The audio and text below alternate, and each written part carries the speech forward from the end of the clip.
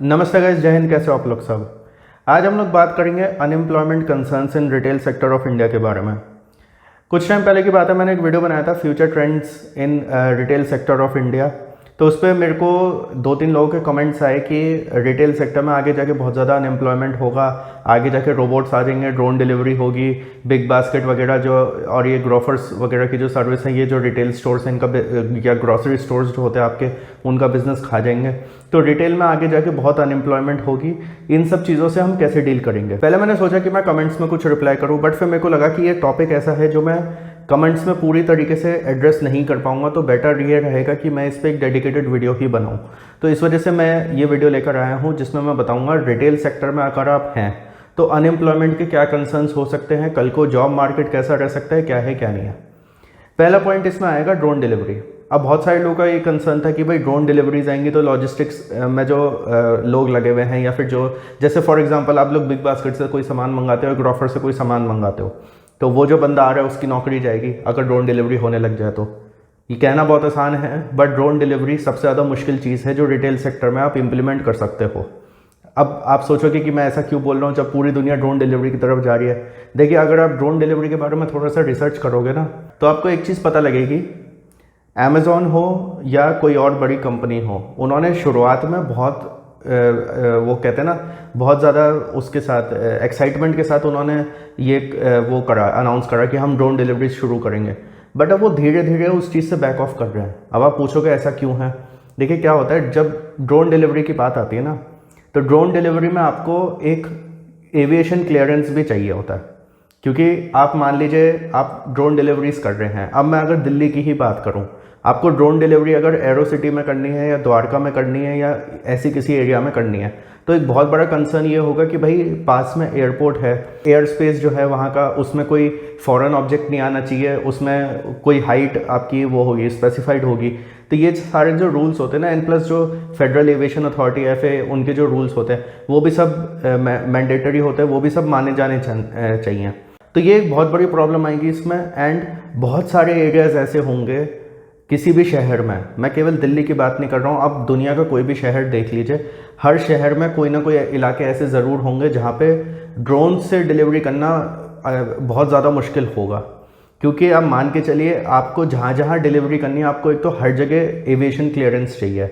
आपको हर जगह जो है एक गवर्नमेंट को ये बताना पड़ेगा कि हम यहाँ जो है ड्रोन से डिलीवरी करेंगे, तो उसके आसपास कोई एयरपोर्ट हो या फिर कोई ऐसा सेंसिटिव एरिया हो। जैसे फॉर एग्जांपल अगर मैं दिल्ली का एग्जांपल लूँ, तो कोई कहता है मैं सेंट्रल सेक्रेटेरिएट के ऊपर से वाले एरिया से या इंडिया गेट वाले एरिया से वो लेके जाऊँगा, ड्रोन लेके जाऊँगा। तो वो एक ऐसा जोन है जिसमें ऐसी एक्टिविटीज़ प्रोहिबिटेड होंगी, क्योंकि आपको नहीं पता कि ड्रोन में एक्चुअल में सामान है या कोई बॉम्ब है या कुछ भी है। तो नो फ्लाई जोन का भी चक्कर होता है। बहुत सारे सेंसिटिव एरियाज होते हैं जहाँ से आप ड्रोन्स को नहीं लेके जा सकते हो। तो जब ऐसा होगा तो ड्रोन डिलीवरी करना ना बहुत ज़्यादा महंगा पड़ेगा एंड बहुत ज़्यादा कॉस्टलियर पड़ेगा कंपनीज़ के लिए। इसीलिए ही आप देखोगे US में भी और भी देशों में अमेज़ॉन और इन सब कंपनीज़ ने धीरे धीरे अपने हाथ पीछे खींचने स्टार्ट कर दिए हैं। उनको पता लग गया है कि ड्रोन डिलीवरी प्रैक्टिकली पॉसिबल नहीं है। थोड़ा बहुत हम कहीं दिखावे के लिए कह देंगे कि हाँ भाई चलो ड्रोन डिलीवरी हो गई, ये है वो है, बट हर जगह पॉसिबल नहीं है। तो क्या इससे अनएम्प्लॉयमेंट हो सकता है रिटेल सेक्टर में? थोड़ा बहुत हो सकता है, बट आई थिंक ज़्यादा से ज़्यादा 5% का फ़र्क पड़ेगा, बट वो भी बहुत नेग्लिजिबल है, बिकॉज ड्रोन डिलीवरी प्रैक्टिकली नहीं पॉसिबल है। तो ड्रोन डिलीवरी से हमें कोई डरने की ज़रूरत नहीं है कि ड्रोन डिलीवरीज आएंगी तो जो डिलीवरी बॉयज़ होते हैं उनकी नौकरियाँ जाएंगी, ऐसा कुछ नहीं होने वाला है। सेकेंड पॉइंट आता है competition from big basket and Grofers. अब देखिए, ये एक कंसर्न ज़रूर रहेगा, क्योंकि मान लीजिए मैंने एक ग्रॉसरी स्टोर खोला हुआ है।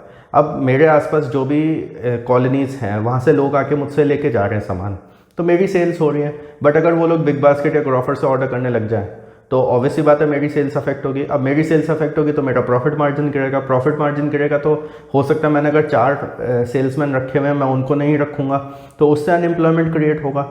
ये जो सारे कंसर्न्स हैं ये बिल्कुल वैलिड कंसर्न्स हैं। बिग बास्केट ग्रोफर से एक कंपटीशन है। जैसे फॉर एग्जांपल अगर नेहरू प्लेस के मार्केट में अगर आप जाएं तो वहाँ पे जो कंप्यूटर बेचने वाले हैं वो कहते हैं हमें अमेज़ॉन फ्लिपकार्ट से बहुत ज़्यादा कंपटीशन अब आ रहा है। वो बिल्कुल सही बात है। क्योंकि एक्चुअल में अगर मेरे को आज की डेट में कोई लैपटॉप मंगाने में कुछ भी है, मेरे को ज़रूरी नहीं है कि मैं नेहरू प्लेस जाऊँ, मैं उसको ऑर्डर करके घर पे भी मंगा सकता हूँ। तो ये एक कंसर्न ज़रूर है कि भाई आपका जो ये बिग बास्केट या ग्रोफर्स वगैरह हैं, इससे आपके रिटेल स्टोर्स हो सकता है बंद हो जाए या फिर उसमें अनएम्प्लॉयमेंट हो जाए।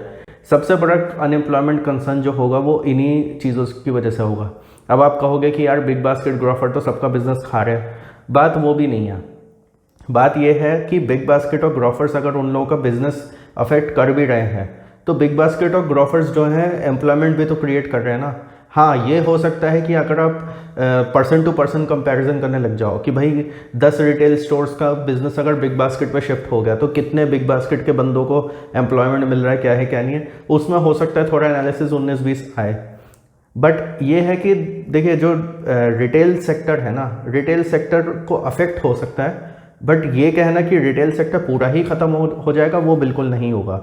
आज भी बहुत सारे लोग ऐसे हैं जो रिटेल स्टोर से जाके लेकर आते हैं, एंड इंडिया में जो ऑनलाइन शॉपिंग है वो अभी भी 12 से 13% ही होती है। और ये जो है आप मान के चलिए इन अ वेरी मतलब मैं अगर ये भी मान के चलूँ कि सब लोगों के पास मोबाइल हो गए, सब लोगों के पास स्मार्टफोन हो गए, सब लोग जो है बिग बास्केट से ऑर्डर कर रहे हैं, तब भी आप मान के चलिए ज़्यादा से ज़्यादा 30% या 40% ऐसा हो सकता है कि जो ऑर्डर्स हैं वो बिग बास्केट ग्रोफर जैसी या फिर अमेज़ॉन ग्रोसरीज पे शिफ्ट हो। उसके अलावा ज़्यादातर बिजनेस जो है रिटेल स्टोर्स पे ही रहेगा।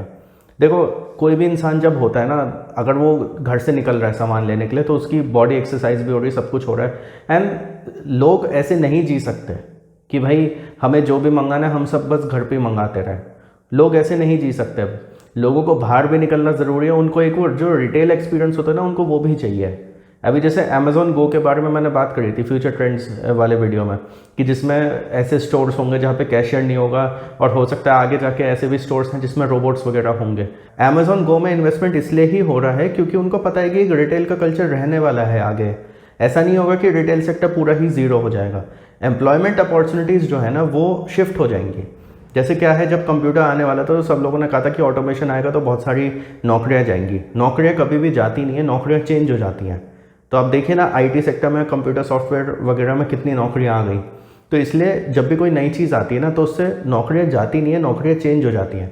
एंड अगर आप एक ऐसे इंसान हो जो अपने आप को अपडेटेड रखता है, चेंज के लिए हमेशा तैयार रहता है, तो आपको कोई प्रॉब्लम नहीं होगी। बट जो इंसान ऐसा है जिसने सोचा हुआ है कि भाई जैसे 20 साल पहले रिटेल चल रहा था वैसे ही आगे भी चलेगा, उसको प्रॉब्लम होगी, उसको अनएम्प्लॉयमेंट होगा। एंड वो फिर आगे आने वाले टाइम में यही बोलेगा कि जी बिग बास्केट ग्रोफर जैसे लोगों ने हमारा अनएम्प्लॉयमेंट खा लिया। तीसरा पॉइंट होगा रोबोटिक्स एंड ऑटोमेशन। अब ये वाला जो पॉइंट है ये थोड़ा बहुत अमेज़ॉन गो से रिलेटेड है, जो मैंने पिछले पॉइंट में आपसे डिस्कस करा। अमेज़ॉन गो क्या है? वो एक स्टोर है जहाँ पे जो कैशियर है उसको हटा दिया गया है। एंड बेसिकली क्या है कि आप अपने अमेज़ॉन अकाउंट से लॉगिन करते हैं एंड अमेज़ॉन पे से आप पेमेंट करते हैं और फिर निकल जाते हैं। ऑटोमेटिकली आपका सारा RFID के थ्रू पूरा स्कैन हो जाता है जो भी आपने ख़रीदा है, एंड उसके बाद आप लोग जो है चेकआउट करके निकल जाते हैं। अब इसमें लोग कह रहे थे कि भाई कैशियर की नौकरी निकल जाएगी।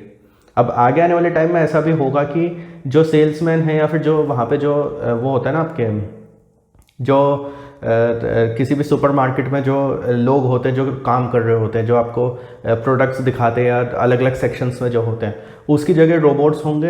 एंड आपकी ट्रॉली पे जो है आईपैड लग जाएगा या फिर कोई टैबलेट लग जाएगा, उसमें आप अमेज़ॉन अकाउंट से लॉगिन करेंगे, वो आपके फ्रिज से कनेक्टेड है, फ्रिज आप फिर उसमें सिंक कर देगा कि कौन कौन से आइटम्स चाहिए, ऑटोमेटिकली उस स्मार्ट ट्रॉली में रोबोट्स जो है सामान डालते चले जाएंगे और आप चेकआउट करके बाहर हो जाओगे। अब अगर ये चीज़ होने लग जाए, जो कि होगी आगे आने वाले टाइम में, बट ये एक ऐसी चीज़ है जो हर जगह इंप्लीमेंट नहीं हो सकती। आप अगर ये सोच रहे हो कि ये वाली चीज़ जो है सारे रिटेल स्टोर्स में हो जाएगी और फिर जितनी भी नौकरियां सब निकल जाएंगी, सारा ऑटोमेशन रोबोटिक्स आ जाएगा, ऐसा बिल्कुल नहीं होगा। ये वाली जो चीज़ है ये हर जगह इंप्लीमेंट नहीं हो सकती। आप ये मान के चलिए अमेज़ॉन गो के तो अभी कुछ ही स्टोर्स खुले हैं US में, कुछ भी नहीं, अभी तो ट्रायल पे ही चल रहा है ज़्यादातर जो है। तो आप मान के चलो सारे रिटेल स्टोर तो इस तरीके से नहीं चल सकते, चाहे वो US हो, चाहे जापान हो, चाहे साउथ कोरिया हो, चाहे कितना ही कोई टेक्नोलॉजिकली एडवांस्ड कंट्री हो, वहाँ पे 100% ऐसे नहीं चल सकते स्टोर्स।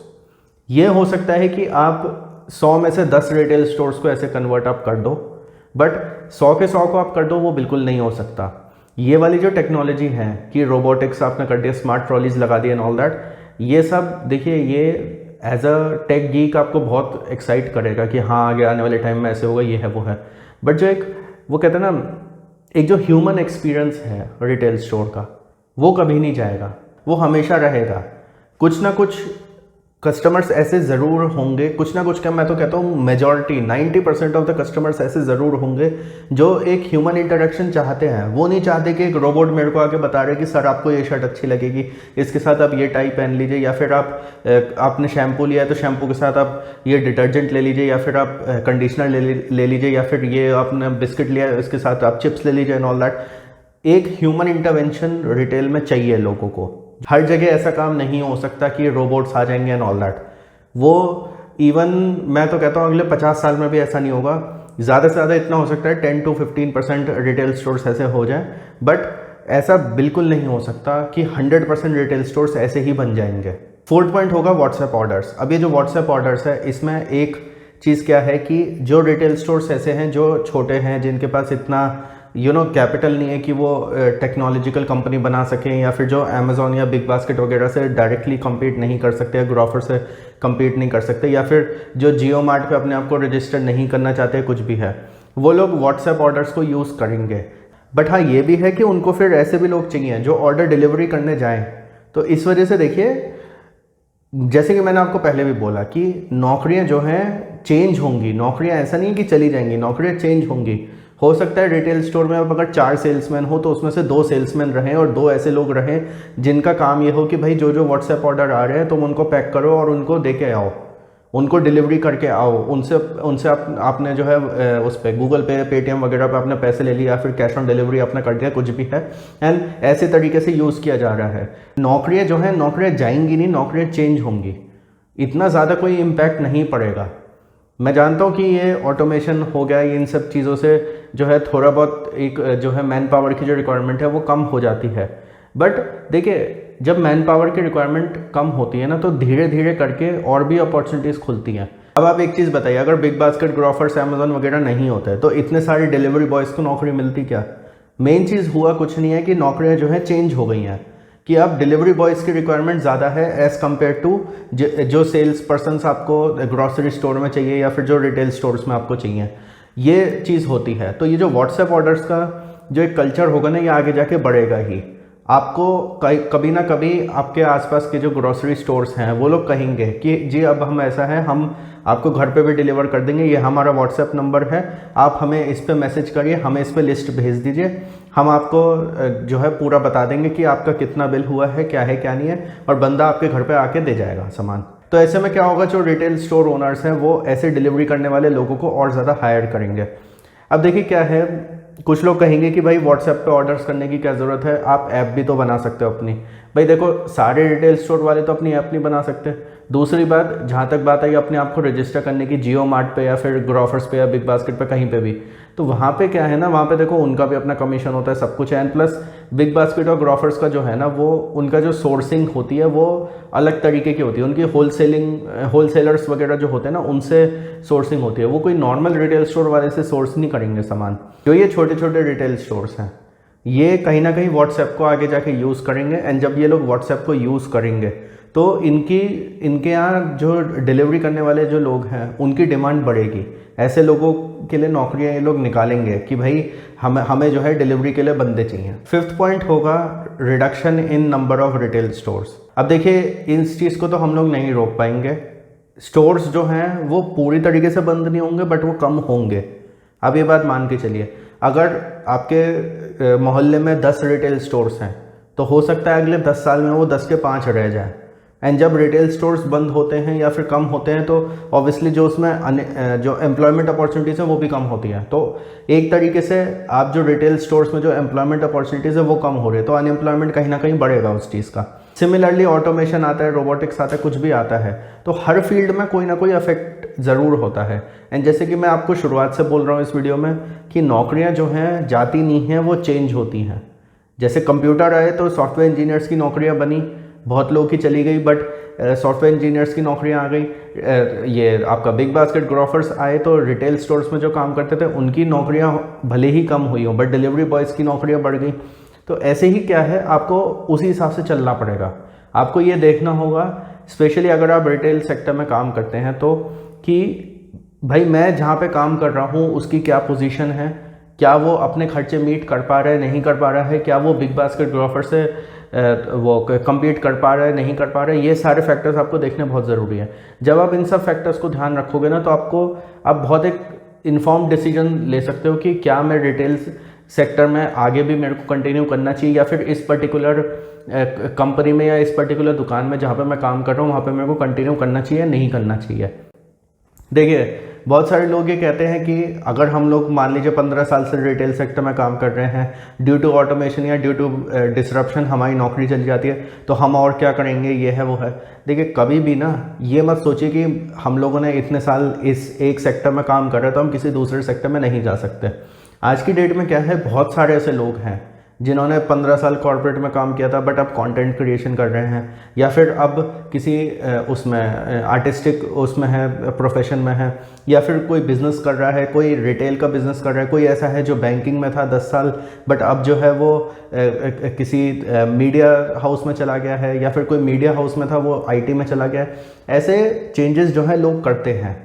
एंड ऐसा नहीं है कि आपने जो है 22-23 साल की उम्र में अपना रिटेल सेक्टर में करियर स्टार्ट करा है तो आगे भी आप रिटेल में ही रहोगे। तो गाइज, ये 5 मेन अनएम्प्लॉयमेंट कंसर्न्स थे जो कि रिटेल सेक्टर में आगे हो सकते हैं। अब क्या ये कंसर्न्स ऐसे जो केवल रिटेल सेक्टर में हो सकते हैं? नहीं। देखिए, कोई भी टेक्नोलॉजिकल एडवांसमेंट हो, डिसरप्शन हो, कुछ भी हो, हर सेक्टर अफेक्ट होता है उससे। ऐसा नहीं है कि रिटेल सेक्टर ही अफेक्ट होता है।